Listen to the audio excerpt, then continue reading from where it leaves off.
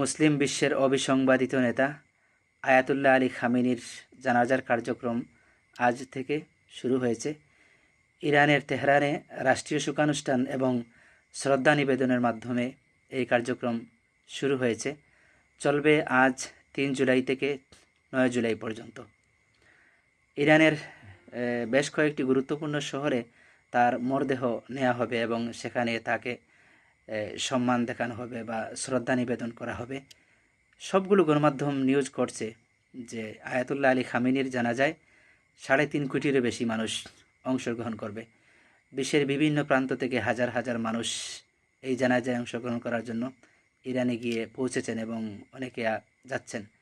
এমনকি আমাদের বাংলাদেশের বিভিন্ন রাজনৈতিক দলের সিনিয়র অনেক নেতৃবৃন্দ ইরানে পৌঁছেছেন। আরও ধাপে ধাপে অনেকে যাচ্ছেন, যেহেতু এই 9 জুলাই পর্যন্ত সময় আছে। আয়াতুল্লাহ আলী খামেনির এই মৃত্যুকে গোপন রাখার একটি কৌশল হচ্ছে তাদের যুদ্ধ কৌশলই বলা যায়, কারণ দীর্ঘদিন ধরে ইসরায়েল এবং আমেরিকার সাথে ইরানের যুদ্ধ চলছে এবং দেশের জন্য তিনি জীবন দিয়েছেন। আয়াতুল্লাহ আলী খামেনি এমন নেতা আর আসবে কিনা আমাদের মনে হয় না, কারণ ইরাকের প্রেসিডেন্ট সাদ্দাম হোসেন চলে গেছেন। সাদ্দাম হোসেনের স্থলাভিষিক্ত আর কেউ হতে পারেনি। আসলে বাতিলদের একটিমাত্র টার্গেট হচ্ছে কিভাবে মুসলমানদেরকে নিধন করা যায়। আয়াতুল্লাহ আলী খামেনি হতে পারেন শিয়া মতাদর্শী, কিন্তু ওনার সবচেয়ে বড় পরিচয় উনি একজন মুসলমান। আমাদের কাছে এটি গণ্য এবং এটি আমাদের আসলে বিবেচ্য বিষয়। এবং সর্বশেষ 9 জুলাই মাশহাদের ইমাম রেজা মাজার প্রাঙ্গণে তাকে দাফন করা হবে, যতটুকু আমরা গণমাধ্যম থেকে জানতে পেরেছি। আমি মুসলিম বিশ্বের অবিসংবাদিত নেতা আয়াতুল্লাহ আলী খামেনির বিদেহী আত্মার মাগফিরাত কামনা করছি। আল্লাহ যেন তাকে জান্নাতের সুউচ্চ মাকাম দান করেন।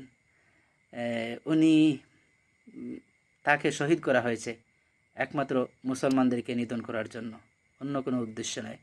কারণ এই কাফির কুফফারদের একমাত্র উদ্দেশ্য হচ্ছে বিশ্ব থেকে কিভাবে মুসলমানদেরকে নিধন করা যায়। আল্লাহ অবশ্যই মুসলমানদেরকে সাহায্য করবেন এবং ইরান সহ বিশ্বের যত মজলুম নির্যাতিত যত মুসলমান আছেন সবার জন্য আমরা দোয়া করব। আল্লাহ ইসলাম ও মুসলমানদেরকে যেন হেফাজত করেন। আসলে আফসোসের বিষয়, আমারও যদি সাধ্য থাকতো আমি ওই জানাজায় অংশগ্রহণ করতাম, কারণ একটি ওয়ার্ল্ড রেকর্ড হতে যাচ্ছে আয়াতুল্লাহ আলী খামেনির জানাজা। বিশ্বের সবগুলো মূলধারার গণমাধ্যম নিউজ করছে যে 3.5 কোটিরও বেশি মানুষ এই জানাজায় অংশগ্রহণ করবে। এটি আসলে কল্পনা করা যায়।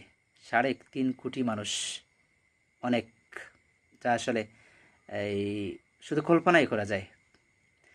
আমাদের বাংলাদেশের বিভিন্ন রাজনৈতিক দলের নেতৃবৃন্দ, সরকারি অনেক মন্ত্রী মিনিস্টার সেখানে পৌঁছেছেন। এটি আমাদের জন্য অবশ্যই গর্বের এবং অনেক ভালো লাগার।